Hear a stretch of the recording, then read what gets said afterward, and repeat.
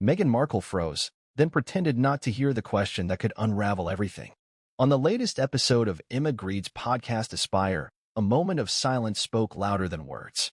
When asked point-blank if she was the biological mother of Archie Harrison and Lilibet Diana, Meghan didn't deny, didn't confirm, she acted like she didn't hear it at all. But why? What's behind this shocking reaction? And what does it mean for the legitimacy of her children's place in royal history? Stay with us, because the fallout from this moment is far bigger than anyone expected. Before we continue, please hit the like button, subscribe to the channel, and turn on the notification bell for updates. It happened in a moment that no one expected, and yet it was exactly the kind of question many had longed to see answered.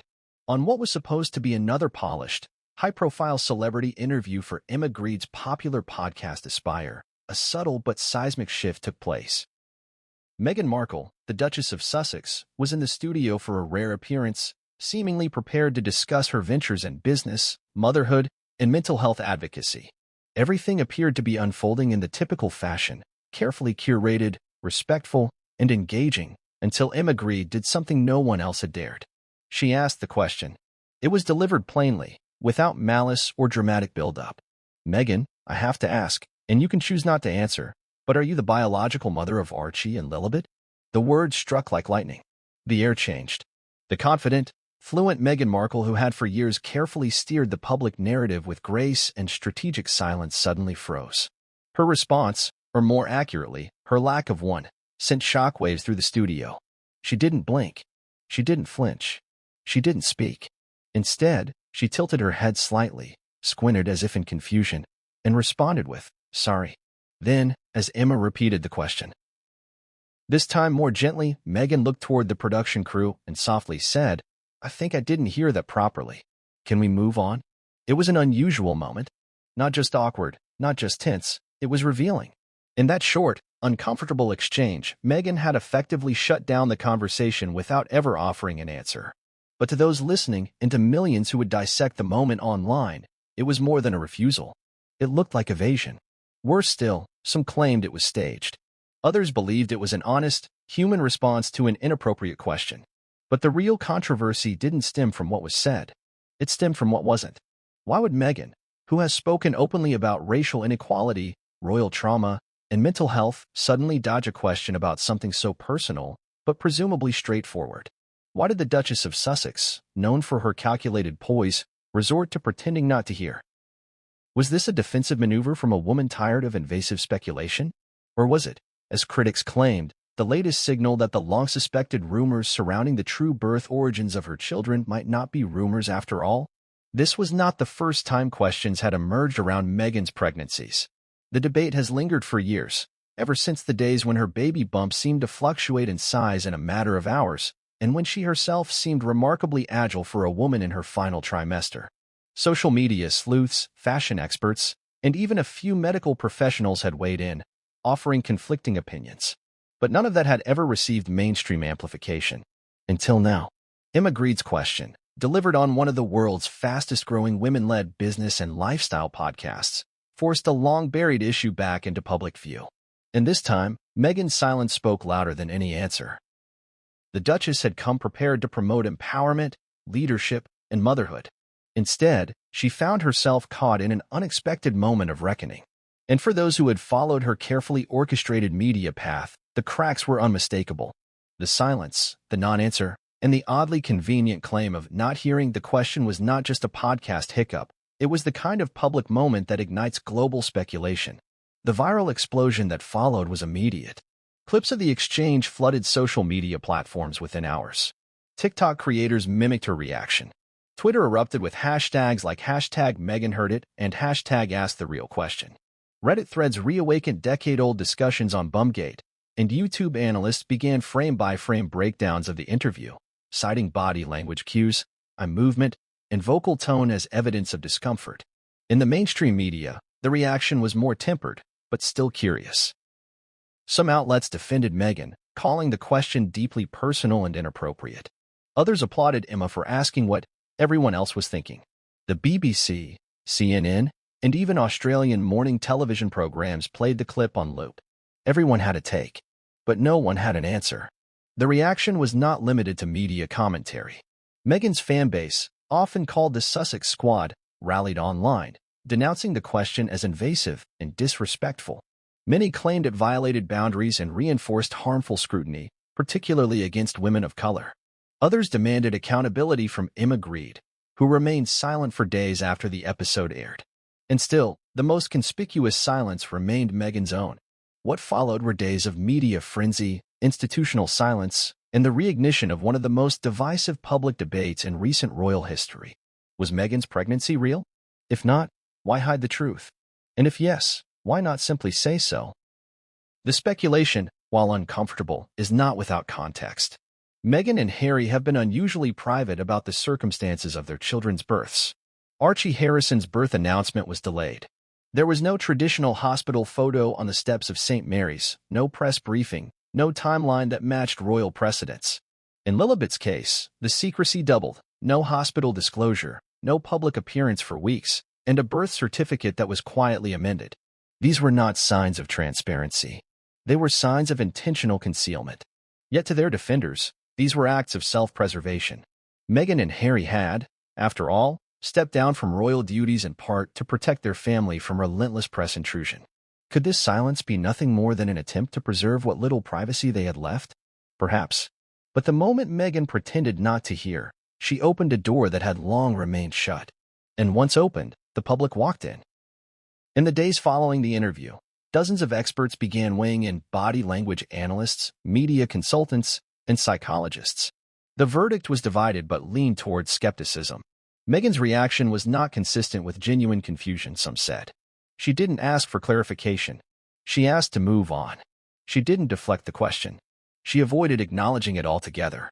It was a reaction many described as rehearsed. Others believed it was genuine shock, an unexpected moment that caught a seasoned public figure off guard. But even that begged the question, why would the mere mention of biological motherhood elicit that level of discomfort? The stakes of the question are enormous. In the realm of royalty, lineage is everything. Bloodlines determine succession, heritage, and legitimacy. If the children were born via surrogacy, a practice not forbidden, but taboo within traditional royal circles, it could alter perceptions of authenticity, succession rights, and the public's trust. If the secrecy was about shielding a surrogate's identity or protecting private medical history, that too could have been managed with grace and honesty. But silence? That fuels conspiracy. There is also the question of timing. Why did Emma Grede ask this now? Was she pressured? Did she go rogue? Did someone feed her the question in hopes of baiting Meghan into a reaction? Emma's podcast, Aspire, has never been a tabloid show. It focuses on resilience, success, and womanhood. Yet, in this instance, Emma made a journalistic decision that broke her own format. It was a calculated risk, and she paid for it in controversy, backlash, and an avalanche of global attention. But in many ways, it was a public service. She did what no one else with access to Meghan had done. She asked the real question. And in refusing to answer, Meghan may have revealed more than she intended. The introduction of this video sets the stage not just for analyzing the podcast episode in question, but for a deep, investigative look into years of rumors, inconsistencies, and media manipulation. We will revisit photographic evidence, public records, interviews, testimonies, expert analyses, and reactions from royal insiders. We will also examine the cultural dynamics at play, the line between privacy and secrecy, between protection and deception. Was Meghan protecting her children from media brutality, or hiding something that would shatter her carefully managed image? Did the royal institution force her into secrecy, or did she manipulate the truth in pursuit of public sympathy? This story is not about shaming motherhood. It's about accountability, about narrative control, about truth in an age of curated branding. Meghan Markle has used her platform to demand honesty, to fight misinformation, and to advocate for women's voices. But when faced with one question, simple, direct, and deeply relevant, she chose silence disguised as deafness. And that silence may become the loudest moment of her public life. To understand the gravity of what unfolded during Meghan Markle's now infamous appearance on Aspire, one must first understand the woman behind the microphone and the stage she built that led Meghan to let her guard down. Emma Grede is not your typical host. She isn't a gossip columnist. She's not a celebrity journalist. She's a seasoned entrepreneur, philanthropist, and media executive whose journey from working-class London to the top tiers of global business has been nothing short of inspirational. The podcast she created, Aspire, was never about scandal.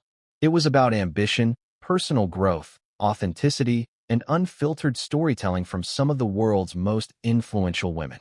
For Emma, transparency wasn't a marketing tool. It was a principle, a brand pillar. Her episodes with guests like Serena Williams, Michelle Obama, Priyanka Chopra, and Whitney Wolfe Herd were known for pushing beyond the surface of curated fame into the discomfort of vulnerability. That was the power of Aspire, an unpretentious but deliberate platform where high-profile women felt safe enough to go deeper than the headlines, yet challenged enough to let go of their public personas. So when Emma Grede invited Meghan Markle to appear on the show, the expectations were high. Not for controversy, but for candor. In the weeks leading up to the episode, promotional teasers hinted at a landmark conversation about motherhood, identity, and resilience. Meghan, now a media-savvy mogul in her own right, had been relatively quiet since the lukewarm reception of her Netflix docuseries and the end of her Spotify deal.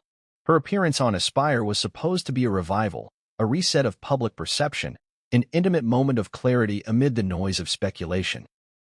It was marketed as an honest reflection of her life as a mother, businesswoman, and advocate.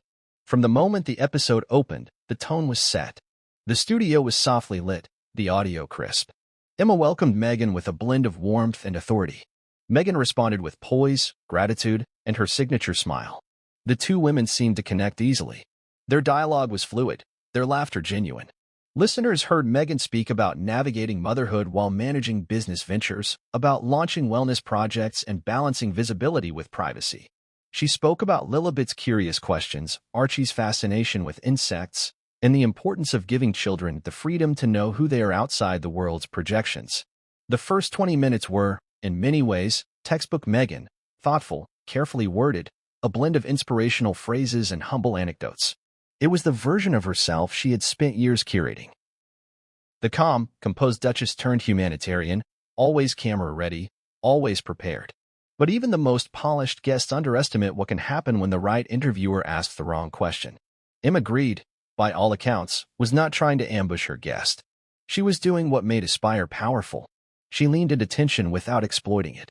She asked the questions others danced around. Her listeners respected her for it. And in the final third of the episode, after Meghan had relaxed, after the conversation had dipped into the beauty and chaos of motherhood, Emma saw her moment. It was quick, clean, and devastatingly effective.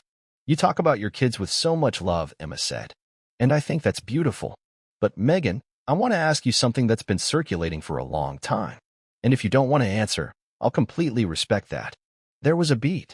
"Are you the biological mother of Archie and Lilibet?" The question wasn't shouted. It wasn't coded in accusation. It was just asked, plainly, directly, and with unmistakable weight. For a moment, there was silence. Then, in an instant, the mood changed. Meghan's eyes widened, not in panic, but in delay. She tilted her head, just slightly, as if trying to understand. Her lips parted, then pressed closed.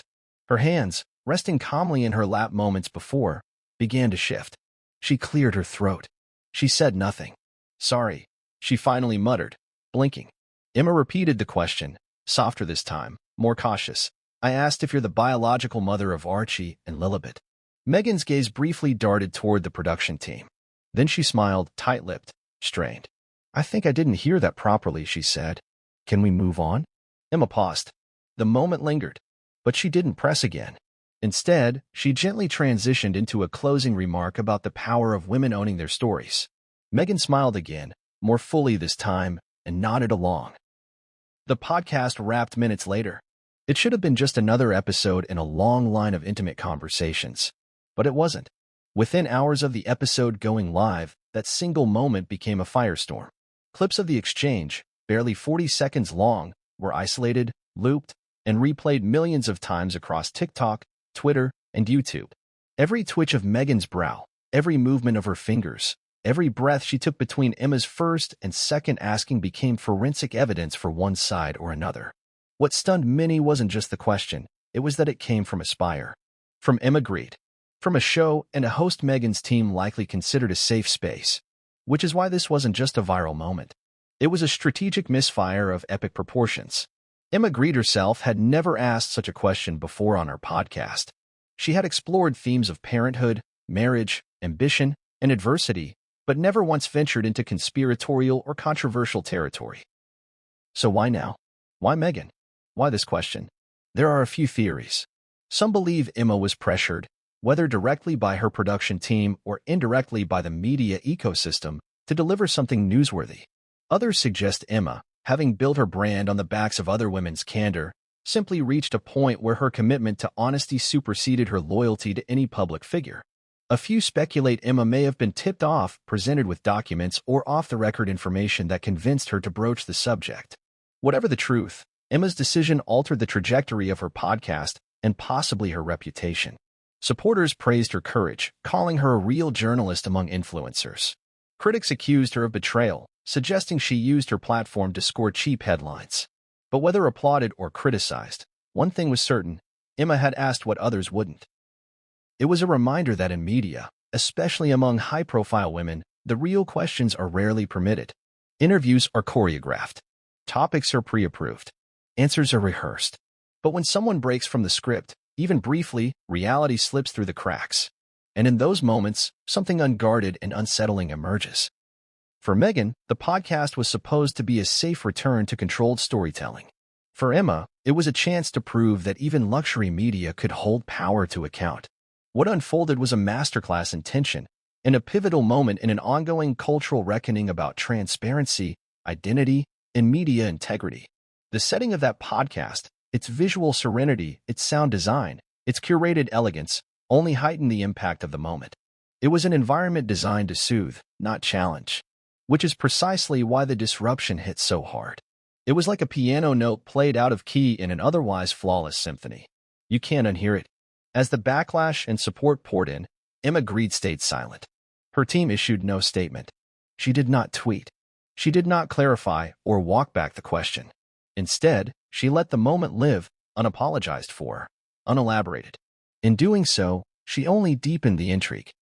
In the weeks since the interview, Aspire saw a dramatic spike in downloads. But it also lost a few sponsors.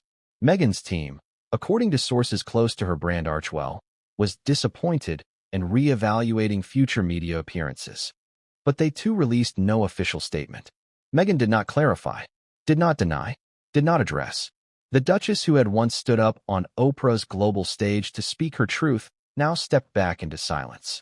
And the silence, once again, became louder than any answer. The stage was set. The host asked the question. The guest said nothing. And the world continues to watch, wonder, and dig deeper. It was a moment that didn't need shouting, didn't require dramatic music, and certainly didn't come with warning. The power of the question lay in its simplicity, and the fallout from it rippled far louder than any on-screen confrontation. When Emma Grede asked Meghan Markle, on air and on the record, "Are you the biological mother of Archie and Lilibet?"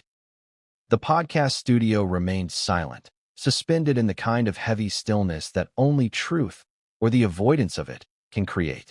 The scene itself was unremarkable by traditional media standards. Meghan was sitting comfortably in the familiar, well-lit chair used for all Aspire interviews. A minimal backdrop, a cozy, inviting table, a couple of glasses of water between her and Emma. But the moment Emma asked the question, everything changed, not visibly at first, but in subtle micro-behaviors that millions would analyze endlessly in the coming days. As Emma uttered the final word of the question, Lilibet, Meghan's entire demeanor shifted. Her expression held for a fraction of a second longer than normal, as if her brain had stalled while calculating a response. Her jaw didn't clench, but her breathing noticeably changed. Her right hand, which had been resting calmly on her lap, moved slightly, a subconscious tick. And then, almost imperceptibly, she tilted her head, blinked slowly, and said with a faint, strained smile, "Sorry." Emma, sensing the shift but not retreating, repeated her question with a slightly gentler tone, but with no loss of clarity. "I asked if you're the biological mother of Archie and Lilibet." This time, Meghan looked past Emma toward the production crew off camera, the direction most guests instinctively glance when seeking help, rescue, or interruption. But no one moved. No one spoke. This was live. Edited later, yes, but recorded in real time. And everyone in the room knew they were watching something irreversible unfold. Meghan looked back toward Emma and, without answering the question, said, "I think I didn't hear that properly. Can we move on?" There it was. No denial. No affirmation. No change of subject. Just an outright refusal to respond under the guise of not hearing, a tactic instantly picked apart online. Because everyone heard it. Loud and clear. Including Meghan. It took only minutes after the episode dropped for the internet to ignite. The short clip of the exchange was uploaded to Twitter, Instagram, and TikTok. Edits followed almost immediately. Slowed-down versions, zoomed-in facial analysis, soundwave overlays showing no mic issue, and frame-by-frame breakdowns of her eye contact and vocal inflection. YouTube creators who specialize in body language and psychological micro-expressions reacted fast. 1. A retired FBI interrogator posted a detailed 22-minute analysis titled, "The Moment Meghan Lied Without Speaking." He pointed out how Meghan's request to move on was a classic stress response often seen in interviews when the subject knows that denying the statement outright would be worse than evading it. He also noted that her hand gestures grew more fidgety in the seconds following the question, a typical sign of internal anxiety. Meanwhile, Twitter exploded with hashtags. Within 2 hours, hashtag Meghan Heard It was trending in 5 countries. Hashtag Archie and Lilibet joined soon after, alongside more aggressive threads like hashtag Real Mother Mystery and hashtag Royal Surrogacy Truth. Instagram pages began collecting and reposting every version of the clip with commentary, captions, and speculative thought bubbles. Influencers who had once praised Meghan's media strategy were now questioning her silence. And the comment sections? A minefield of polarizing views. She could have just said, yes, if it were true. That pause was everything. Emma's out of line. This is so invasive. Watch her look left. That's a classic tell of trying to formulate a lie. It's not what she said, it's what she didn't say. That was the answer. But it wasn't only internet analysts and conspiracy enthusiasts reacting. News outlets picked it up too, cautiously, at first. BBC News ran a headline. Unanswered question sparks online debate after Meghan Markle podcast appearance. Fox News titled their coverage, "Royal Mystery Deepens, Meghan Avoids Motherhood Question." Entertainment Tonight was more diplomatic. Tense moment on Emma Grede's Aspire. Meghan declines to answer surrogacy question. The moment had gone from isolated to viral in a span of hours. Public figures began to chime in. Some backed Meghan, arguing that the question was deeply inappropriate and rooted in misogyny and racism. Others applauded Emma for breaking the mold of sanitized celebrity interviews. Even Piers Morgan, never shy about his views on Meghan, tweeted gleefully, "Silence speaks volumes. I'd have answered that question in a heartbeat if it were me." But what made this moment so different, so potent, was the nature of the question itself. Are you the biological mother of your children? Isn't just personal, it cuts to the heart of authenticity, trust, and identity. In Meghan's case, the question carried the added weight of years of public speculation, visual analysis, and a now legendary history of evasion when it came to the birth of her children.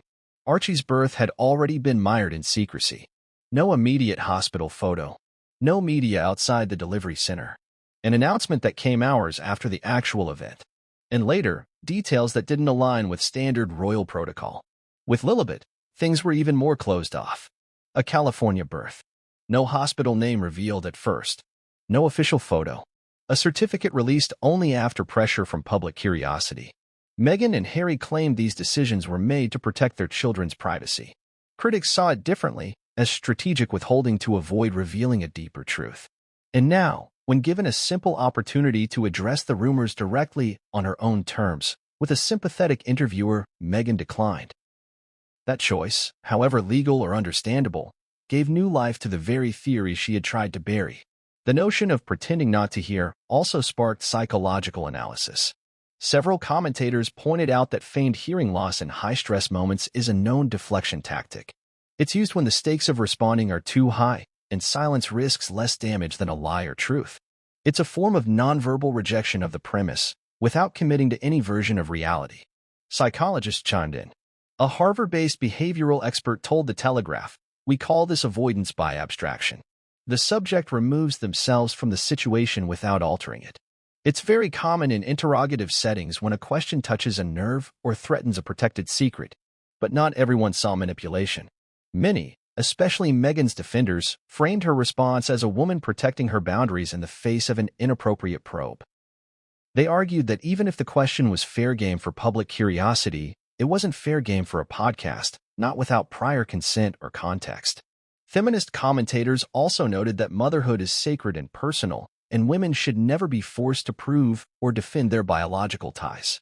They cited historical attacks on women's parenting, particularly among high-profile women of color, as reason enough for Meghan's hesitation.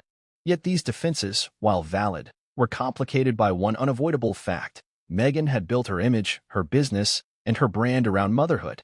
She had used it to sell children's books, to produce content, to advocate for parental leave, to speak at summits, to campaign for mental health. If the role of mother was central to her identity, why avoid the very foundation of it? This inconsistency didn't go unnoticed. Critics claimed it was part of a pattern, Meghan wanting control over the narrative without accountability.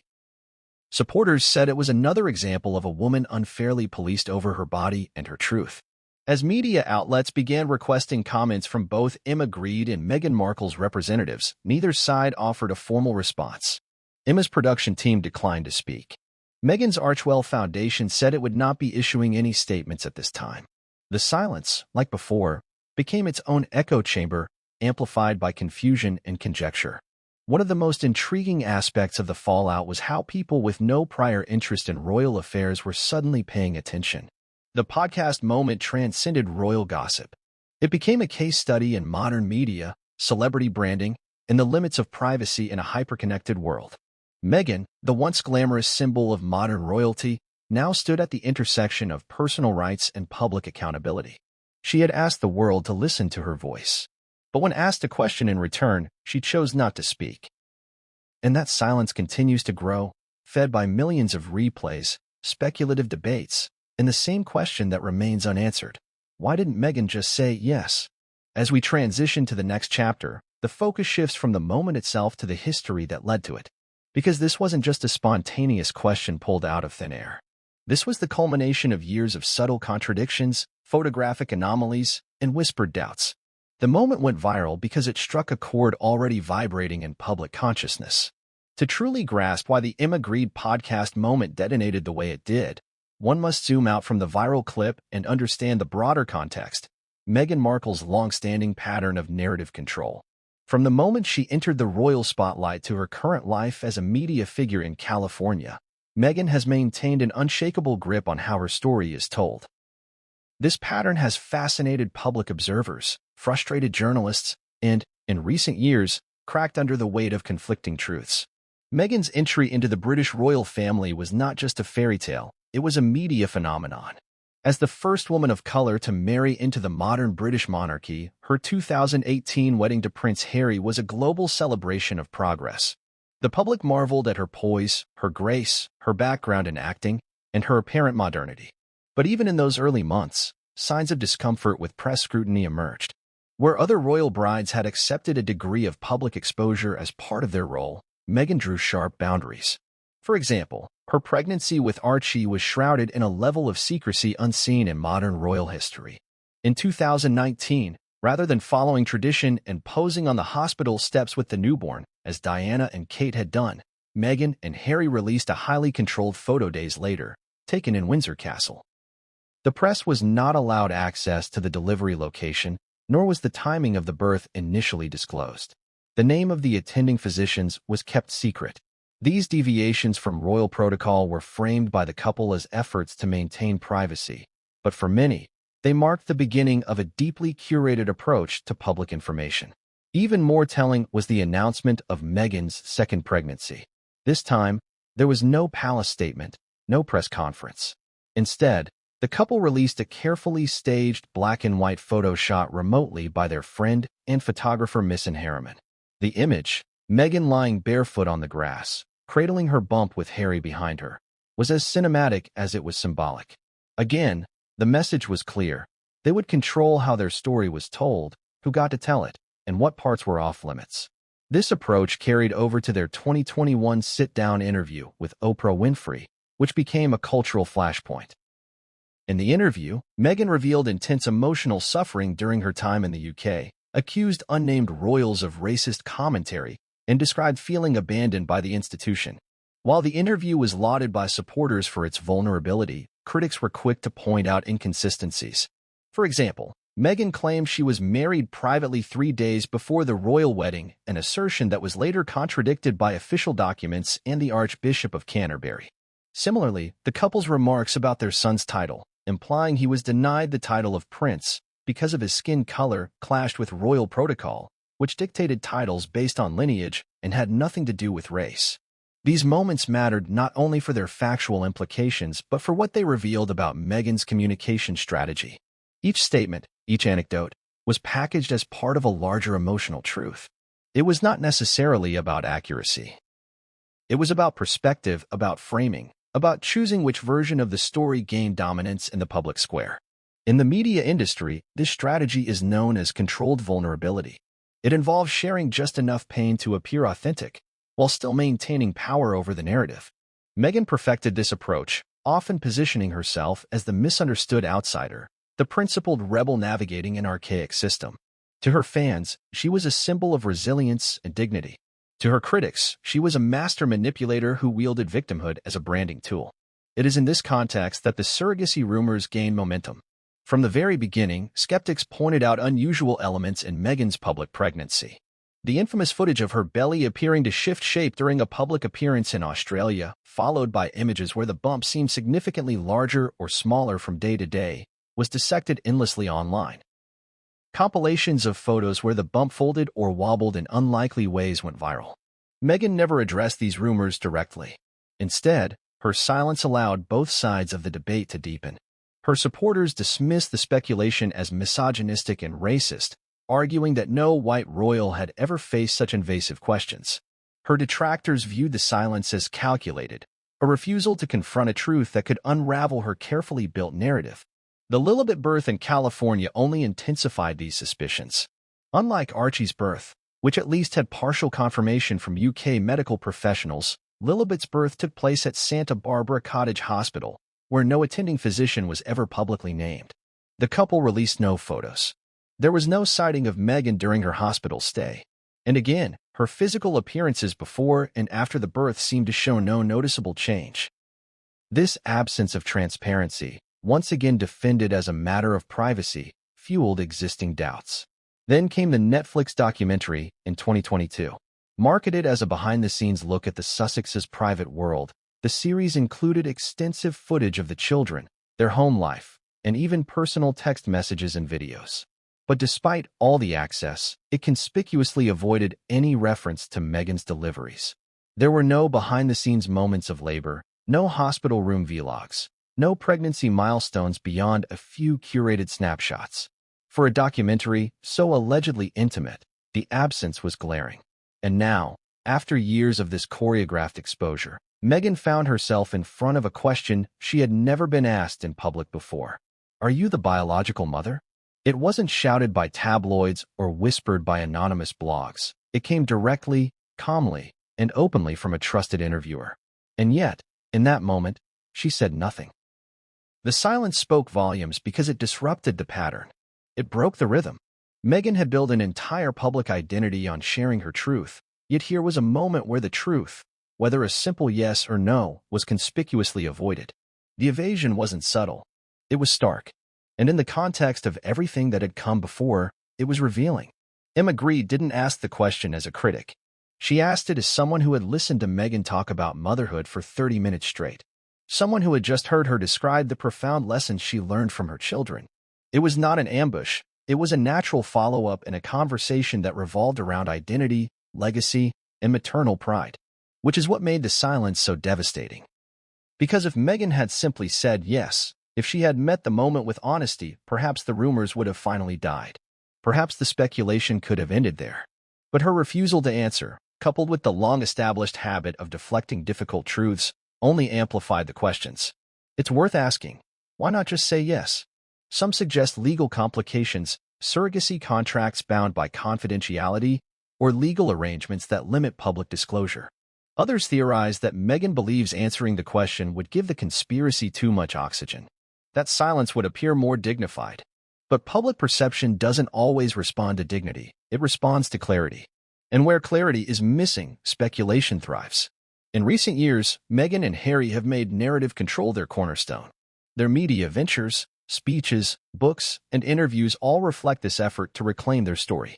And to an extent, it worked. They raised their profile. They gained lucrative deals. They became symbols of resistance against outdated institutions. But controlling a narrative is different from telling the truth.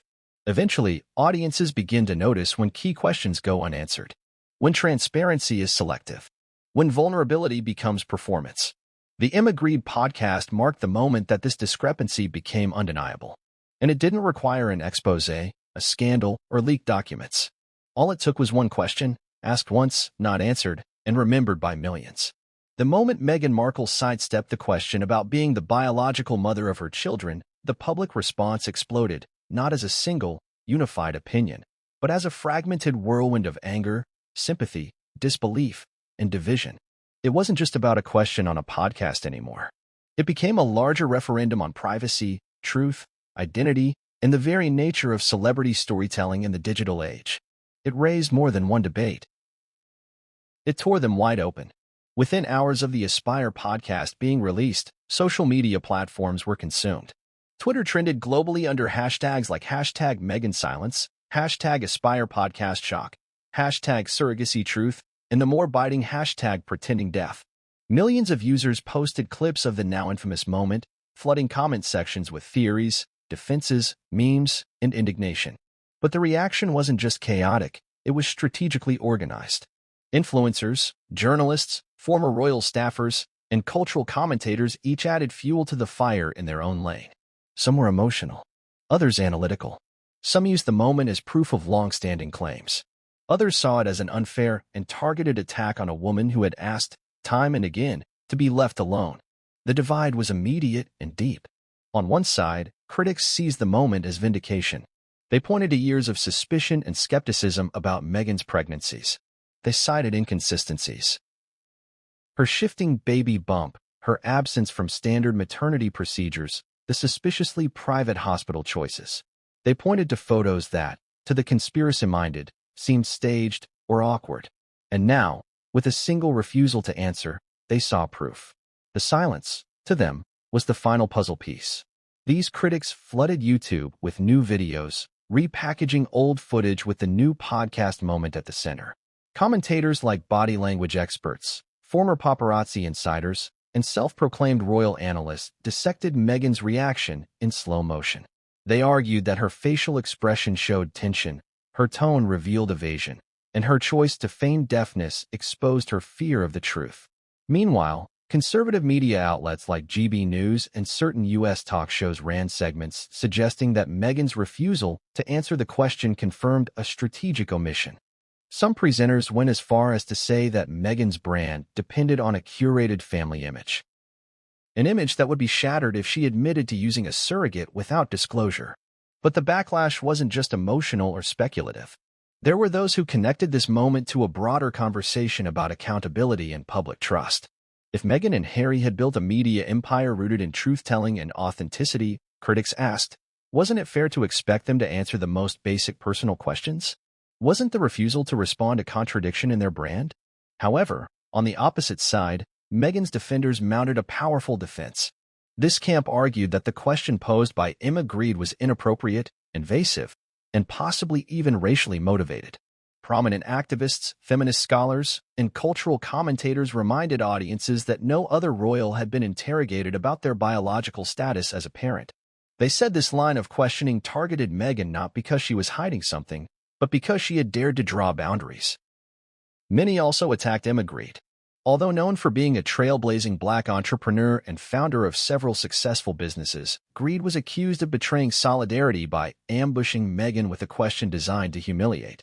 Petitions began circulating, calling for the removal of the episode. Some demanded Grede apologize. Others claimed it was an orchestrated media trap meant to provoke a viral reaction at Meghan's expense. Mainstream liberal media chimed in too. Outlets like The Guardian, MSNBC, and Refinery29 published think pieces defending Meghan's right to privacy. One article titled "Motherhood is Not for Debate" argued that asking about biology reinforced outdated, patriarchal notions of motherhood that exclude adoption, surrogacy, and non-traditional families. Others noted the trauma of being repeatedly questioned about one's motherhood, especially for a woman who had opened up about suicidal thoughts during pregnancy. Celebrities also weighed in.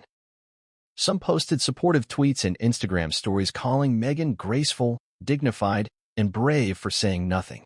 Oprah Winfrey reportedly declined to comment but shared a quote that read, "Silence is not the absence of strength. Sometimes it is the fiercest declaration of it." But not all defenders dismissed the moment entirely. Some acknowledged the awkwardness but argued that Meghan was caught off guard.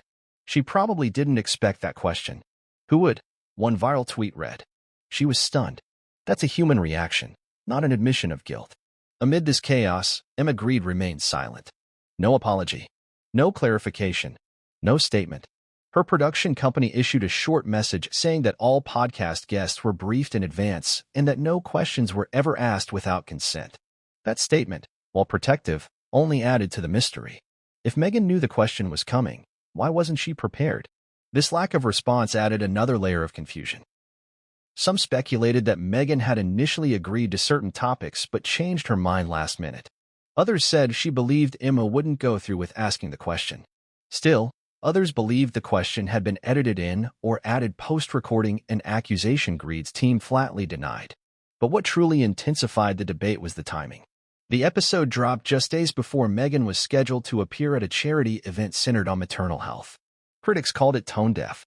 Supporters said it was brave. Tickets for the event sold out within hours, but the press surrounding it was no longer about the charity. It was about whether or not Meghan would speak on the viral moment. She didn't. She took the stage, smiled, and spoke eloquently about compassion, resilience, and healing. She referenced her children only once, calling them two bright lights who teach me every day. There was no mention of surrogacy, no reference to Aspire, no reaction to the internet storm swirling around her. This performance, like many before it, was analyzed endlessly. Some said she appeared guarded, others said she looked radiant. But the one thing everyone agreed on was this: she had once again taken control of the narrative by refusing to engage with it. The broader cultural discussion reached new heights. Talk shows debated the ethics of motherhood disclosure. Podcasts launched multi-part series exploring the politics of royal pregnancy. Academic panels were convened to discuss celebrity privacy rights. And yet, through it all, the central question remained unanswered. Was Meghan Markle the biological mother of Archie Harrison and Lilibet Diana? The question no longer lived only in conspiracy threats. It was now embedded in mainstream discourse, on national television, in op-ed pages, and at dinner tables. It wasn't just about biology. It was about trust, identity, public accountability, and in many ways, about whether we still believe in the fairy tales we're told by people in power. In the end, the public reaction to the podcast proved something that even the most skilled public relations team couldn't deny. Once a question goes viral, silence becomes a form of communication. And for millions, Meghan's silence had spoken louder than any answer ever could. To understand the intensity of the backlash Meghan Markle received after her podcast silence, one must examine the roots of doubt surrounding her first child, Archie Harrison Mountbatten Windsor. From the moment his birth was announced, there were unusual decisions, inconsistent timelines, and missed traditions that drew attention.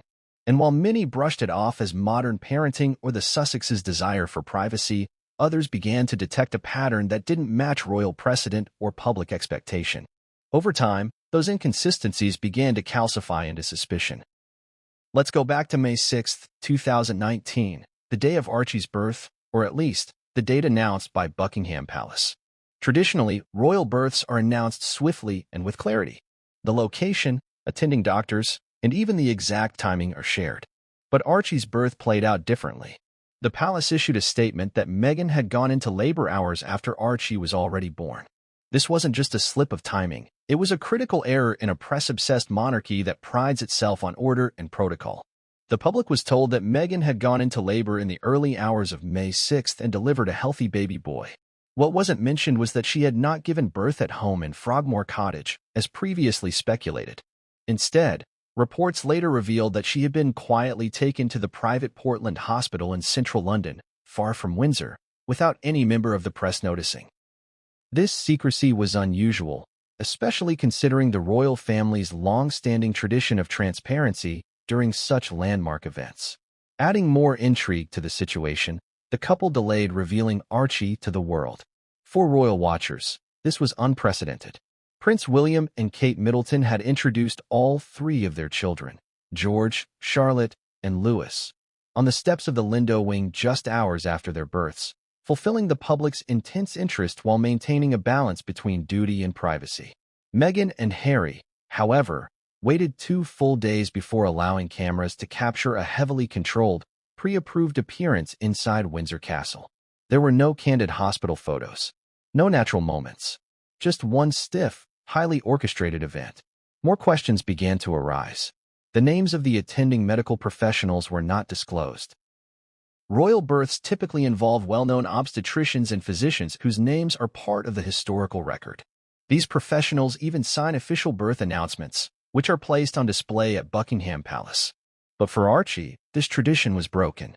No official framed announcement appeared outside the palace gates at the time of birth. The name of the delivery doctor was omitted from the public record for several weeks. When it was finally revealed, Dr. Penelope Law, there was no press release, only quiet media references buried in footnotes. This lack of transparency only deepened public doubt. The birth certificate also presented an anomaly. When Archie's certificate was eventually released, it listed Meghan's profession as Princess of the United Kingdom, a title she had never used publicly and one that is technically inaccurate since she's the Duchess of Sussex. Some took this as a harmless clerical quirk. Others saw it as another piece of a deliberately manipulated narrative. The certificate also listed Portland Hospital, confirming that the home birth story had been a public misdirection. Why the Sussexes had misled the press remained unexplained. Physical appearances during Meghan's pregnancy were also scrutinized. Between October 2018 and March 2019, Meghan attended numerous public events, from royal tours to charity visits. Observers noted that her baby bump seemed to vary wildly in size and position. At one moment, it would appear low and protruding, in another, higher and flatter. During her tour of Australia and New Zealand in late 2018, videos emerged of Meghan bending in ways that some said were impossible for a woman in advanced pregnancy. A particular clip of Meghan squatting to pet a dog caused debate. Was it safe or even feasible for someone supposedly several months along? Others pointed to moments when Meghan's belly appeared to move unnaturally, as though the shape shifted. At one event, she sat in a chair and the bump seemingly folded in on itself, an optical illusion, perhaps, but enough to spark wild online speculation. Dozens of videos were posted by internet sleuths who slowed down footage, zoomed in on shadows, and made side-by-side comparisons with other pregnant royals. Whether these theories held weight or not, they attracted millions of views, and that meant they had influence. Then came the matter of Archie's absence. In the months following his birth, Archie was rarely seen in public. A few carefully chosen images appeared on Meghan and Harry's now-defunct Sussex royal Instagram account, photos that usually showed the baby from behind or in dim lighting. No official christening footage was released. The ceremony itself was private, and the names of the godparents were withheld, a significant break from royal tradition. While some argued that Meghan and Harry had the right to shield their child from media scrutiny, others found the secrecy excessive. The mystery only intensified after the couple stepped down as working royals in early 2020 and relocated to California. Archie was no longer bound by royal obligations, yet the Sussexes continued to restrict access. Even during their widely publicized interviews and Netflix documentary appearances, images of Archie remained limited, curated, and vague. While Harry spoke emotionally about fatherhood, and Meghan called motherhood the most sacred journey, there was little footage to substantiate those claims with organic, unscripted moments. For a couple known for their behind-the-scenes revelations, the absence was conspicuous. Critics argued that the refusal to show Archie wasn't just about privacy, it was about control. If the birth had not happened the way it was claimed, if a surrogate had been used and the public narrative had been manipulated, then any visual inconsistency could unravel that illusion. That theory gained traction in 2021 when rumors swirled that Archie had never been photographed by the British press after birth. Tabloids claimed that photographers were forbidden from snapping him, and former palace aides whispered about NDAs signed by medical staff and household workers. None of these claims were ever confirmed, but the pattern of secrecy lent them fuel. The absence of transparency didn't just confuse the public, it created a vacuum. And in that vacuum, speculation flourished. Meghan never publicly addressed these inconsistencies. When asked in broad terms about criticism of her motherhood, she typically reframed the question to discuss media racism, the pressures of royal life, or mental health challenges. These are valid issues, and her courage in discussing them should not be dismissed. But the specific concerns around the timeline of Archie's birth, the hospital misdirection, the delayed photo release, the birth certificate oddities remained unacknowledged. Her silence created an unintended consequence. It allowed those stories to take root as competing truths. In the absence of clarity, the internet decided to fill in the blanks. Then, during the Oprah Winfrey interview, the topic was gently approached. Oprah asked about the pressures of motherhood and the pain of public criticism. Meghan answered with grace, but steered away from anything that might have clarified the past.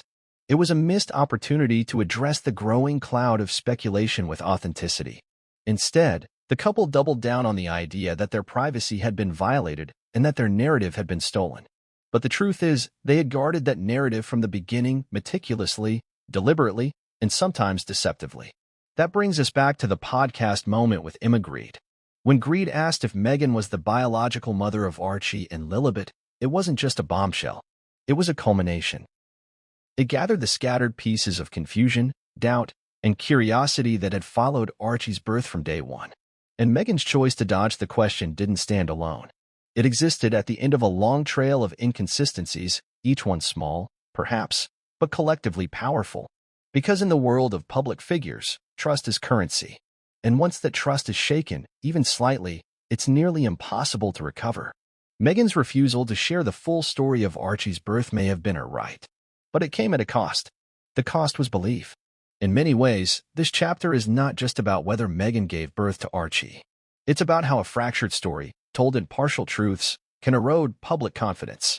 It's about how the smallest omissions, delayed announcements, hidden locations, inconsistent documents can turn into a storm. It's about what happens when a narrative is so tightly managed that people begin to doubt its very authenticity. To truly understand Meghan Markle's response, or lack thereof, during her interview with Emma Grede on the Aspire podcast, one must take a closer look at how Meghan has historically handled pressure-filled situations and challenging questions. The moment Emma asked, "Are you the biological mother of Archie and Lilibet?" Meghan didn't just remain silent. She reportedly glanced sideways, gave a long pause, then responded with an ambiguous laugh, quickly changing the topic to motherhood in general, never acknowledging the real question. That moment wasn't isolated. It was consistent with a behavioral pattern Meghan has exhibited over the years. This chapter explores that pattern. Call it avoidance, call it strategy, or even call it a public relations tactic. Regardless of the label, it's one of Meghan's most defining communication traits. One of the earliest examples of this emerged in 2017, when Meghan and Prince Harry first began appearing publicly as a couple.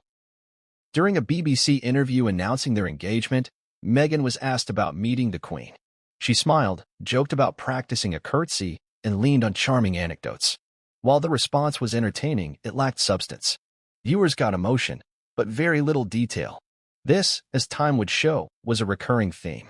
Fast forward to the Oprah Winfrey interview in 2021, arguably one of the most important media moments of Meghan's life. Meghan made several serious allegations, including claims of racism within the royal family and the refusal of palace officials to offer her mental health support. But when Oprah pressed for details, who said what, when, and where, Meghan declined to name names.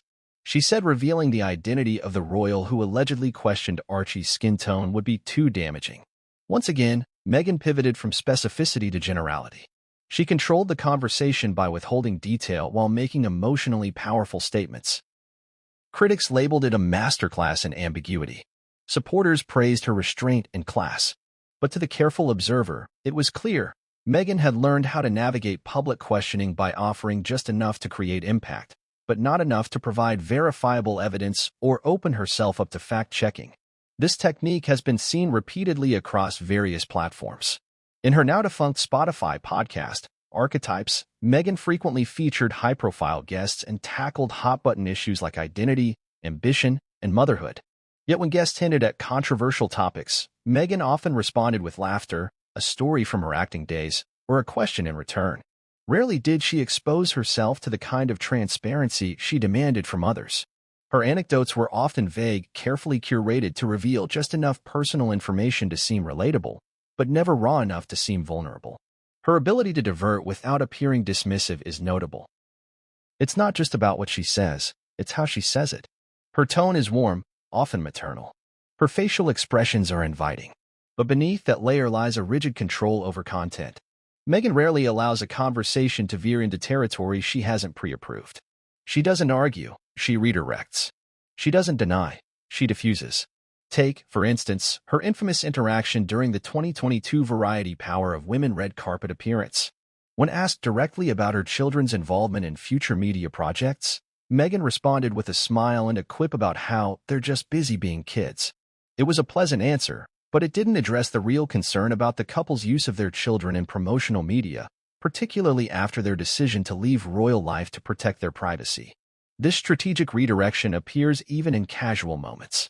When pressed in interviews about her family relationships, particularly her estranged father, Thomas Markle, Meghan typically sighs, briefly acknowledges the complexity, and transitions to a broader theme about family boundaries or emotional health.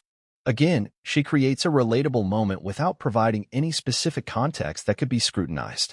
These tendencies culminated during the Aspire podcast when Emma Grede asked the most direct and sensitive question Meghan has perhaps ever faced publicly, whether she was the biological mother of her two children. That Meghan didn't walk off the set was telling. She was caught off guard, but not so far out of her playbook that she didn't know what to do. Her response, or lack thereof, followed a familiar structure. First came the pause, a technique she's used before. Silence creates discomfort for the interviewer and the audience. It also buys time. Meghan knows how to weaponize that pause without appearing aggressive. It puts pressure on the question, not on her. Second came the deflection. Rather than answer yes or no, Meghan made a broad statement about motherhood being a journey and then began speaking about how children arrive in our lives in so many magical ways. It sounded wholesome. It sounded deep. But it wasn't an answer. It was a poetic evasion. Third came the topic shift. Meghan moved quickly into discussing how motherhood had taught her resilience, referencing abstract experiences and feelings. This is her safe zone. It's emotional but not specific. It's empathetic but unprovable. This method, pause, deflect, shift, is Meghan's signature. Psychologists and PR experts have weighed in on this style. Some suggest it's a defense mechanism developed in response to relentless media scrutiny. Meghan has been under a microscope for years. Every facial expression, every hand gesture, every wardrobe choice has been dissected. In such an environment, control becomes essential. Oversharing becomes dangerous. From that perspective, her evasive responses could be a form of self-protection, not deception. Others, however, argue that Meghan has mastered a form of soft manipulation. By avoiding specifics while remaining emotionally charged, she creates narratives that are hard to fact-check but easy to believe. It's a form of emotional truth, a term often used in acting, where the feelings are real, even if the facts are obscured. This approach works in her favor when discussing topics like grief, trauma, and hope. But when it comes to factual matters, like the biological origins of her children, it raises flags. A truth that cannot be verified breeds doubt, no matter how eloquently it's expressed. Another dimension to Meghan's evasion strategy is her use of third-party narratives. Rather than directly refuting rumors or addressing controversies, she allows allies to speak on her behalf. For example, after the Oprah interview, friends of the Sussexes appeared in media outlets to clarify or defend certain points. Meghan herself remained largely silent. This outsourcing allows her to avoid confrontation while still influencing public perception. Her Netflix docuseries followed a similar model. Rather than provide first-hand details about Archie's birth or Lilibet's early life, the series relied on old video clips, overlaid voiceovers, and testimonials from close friends. The production was polished, emotionally resonant, and critically void of anything that could be legally or medically scrutinized. In essence, Meghan has built a media identity around emotional accessibility while maintaining strict boundaries around factual vulnerability. This duality is both her strength and her liability. It enables her to connect deeply with audiences on a human level, but it also breeds suspicion when she avoids topics that require concrete answers. During the Aspire podcast, that strategy failed, or perhaps it succeeded, depending on the perspective. Her refusal to answer the biological motherhood question didn't silence the speculation. It amplified it. But it also allowed her to stay within the protective boundaries she's maintained for years. She didn't confirm anything. She didn't deny anything. She simply let the moment hang in the air, trusting that her audience, her core supporters, would fill in the blanks with empathy rather than doubt. And many did. Supporters praised her for keeping her composure under pressure. They viewed Emma's question as an assault and Meghan's reaction as a dignified refusal to engage. But even among her fans, there were whispers. Should she have answered? Couldn't she have put the rumors to rest? Did her silence speak louder than words? These are questions that will continue to haunt Meghan's narrative, not because of one podcast, but because of a years-long pattern of strategic evasion. She has never answered directly when pressed on sensitive facts. She's chosen to communicate in symbols, emotions, and curated visuals. In a media age that values transparency, this makes her a mystery, and mysteries attract scrutiny. The Aspire interview didn't break the pattern. It confirmed it. And that confirmation, more than any one quote or pause, is what kept the world watching. The media frenzy that followed Meghan Markle's appearance on the Aspire podcast wasn't limited to the royal gossip columns or Twitter threads. It rapidly spilled over into the business world, podcasting industry, and influencer circles. At the center of the storm stood Emma Grede, an accomplished entrepreneur, co-founder of the Good American brand, and a woman known for her precision, professionalism, and poise. Her podcast had featured CEOs, celebrities, and activists, but none had drawn the spotlight the way Meghan did, and none had sparked such instantaneous backlash, praise, and debate.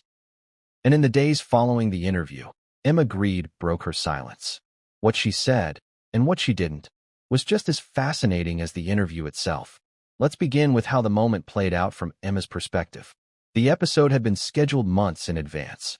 According to production insiders, Aspire's team had worked closely with Meghan's PR representatives to agree on conversation boundaries, potential topics, and pacing. That kind of preparation isn't unusual for high-profile guests, but with Meghan, it was particularly meticulous. Emma, who usually prided herself on going off-script and asking hard-hitting questions, reportedly struggled behind the scenes with the constraints being imposed. Despite the limitations, Emma had insisted that the interview should not feel like another curated media piece. She had one goal in mind: authenticity.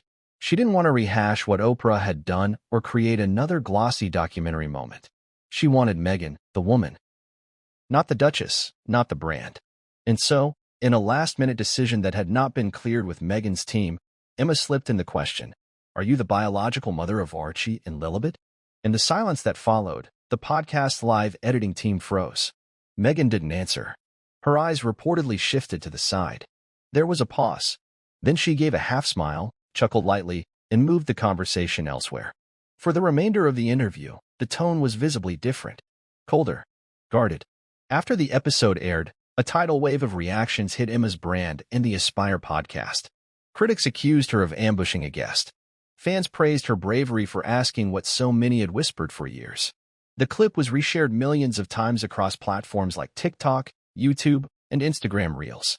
But beyond the viral impact, it stirred unease within the elite circles Emma inhabited. Major advertisers reportedly contacted Aspire's parent company requesting clarity. Some hinted they would suspend sponsorship unless the podcast maintained respectful conduct with future guests. Other backers stood firmly with Emma, citing her integrity in the face of staged storytelling. The public was split. But one thing was clear: Emma had sparked something no one could ignore. 3 days after the episode aired, Emma finally issued a public statement. Not on a flashy Instagram reel. Not through a brand PR rep. She posted a lengthy caption photo on her own personal account, featuring a still image from the recording session, Meghan seated across from her, wearing a cream blouse and avoiding eye contact. The caption began simply, "Truth matters." In the statement, Emma wrote, "Every guest who comes on to Aspire does so with the understanding that we will explore real, honest questions. It is never about confrontation. It's about clarity. And when a question sits at the center of so many conversations, online and offline, avoiding it isn't neutrality. It's complicity." She went on to express respect for Meghan's accomplishments and said she didn't regret asking the question. "The world deserves open conversations, not edited myths," Emma wrote. "Whether the answer is yes or no, it matters that we are willing to ask." The response was seismic. Thousands of comments poured in, many thanking Emma for her courage, others condemning her for what they called a violation of privacy. Hashtags like hashtag Team Emma and hashtag Protect Meghan began trending. Some celebrities unfollowed Emma on social media. Others, including a handful of podcast hosts and media figures, began publicly defending her, stating that journalism required bravery, not comfort. But the pressure wasn't just digital. Behind the scenes, Meghan's team reportedly contacted Aspire's producers, expressing disappointment and deep concern over the direction of the interview. According to a leaked email, never officially confirmed but widely reported, Meghan's representation accused Aspire of violating the spirit of good faith and exploiting her for clout. That same week, whispers circulated that Meghan's camp was considering legal options. A prominent media law firm in Los Angeles was allegedly consulted, though no lawsuit ever materialized. Some say that the ambiguity of Meghan's answer actually protected the show. She hadn't been misquoted, she hadn't been slandered. The interview had simply revealed a question and silence. In the aftermath, multiple industry insiders weighed in. A former executive at Spotify, who had worked with Meghan on her Archetype series, told an online panel, "This is classic Meghan. She builds media walls, then acts offended when someone tries to peek behind them." Another former employee described working with Meghan as like walking on a minefield, beautifully decorated, but every step a risk. And yet, the interview marked a turning point. For the first time, a serious question about Meghan's children had been asked not in tabloids, not in conspiracy circles, but on a mainstream, respected platform. And the question hadn't been laughed away, it had been dodged. Aspire's next episode featured a quieter guest, a sustainability expert with no major controversies. But the ratings plummeted. Commenters demanded more episodes like the Meghan one. The appetite for real conversation had grown. Emma Grede was now a controversial figure, an icon to some, a villain to others. She had crossed a line that few dared to. And while it might have hurt her brand with some luxury advertisers, it elevated her credibility in a media world starving for truth over polish. Other podcast hosts began inviting Emma onto their shows. She appeared on a live stream with journalist Glenn Greenwald, where she said, "We can't keep treating public figures as saints and acting shocked when their stories don't add up. That's not hate. That's accountability." And behind the scenes, producers close to the Aspire team revealed that other prominent guests had since declined invitations. Whether out of loyalty to Meghan or fear of being asked similar questions, the Aspire guest list was now more difficult to fill. But Emma didn't back down. She later released a follow-up episode titled The Fallout, where she discussed the events following the Meghan interview. She refrained from any personal attacks, but made one thing clear. "My job is to be honest. I don't promise comfort. I promise questions." In this era of polished PR, curated personas, and digital illusion, Emma's decision to confront a taboo subject on air may have cost her allies, but it also cemented her reputation as someone unafraid to ask what others won't. What happens next, for Meghan, for Emma, and for the truth behind the royal children, is anyone's guess. But one thing is undeniable. That single question reshaped the media landscape in ways no one could have predicted. In the aftermath of Meghan Markle's chilling moment on Emma Grede's Aspire podcast, where she pretended not to hear a direct question about her biological link to her children, the world's attention turned swiftly to Buckingham Palace. Would the royal family speak up? Would they issue a statement in support of Meghan? Or perhaps indirectly acknowledge the question that has haunted public discourse for years? What followed was something far more powerful than words: total and complete silence. No press release, no rebuttal, not even a strategic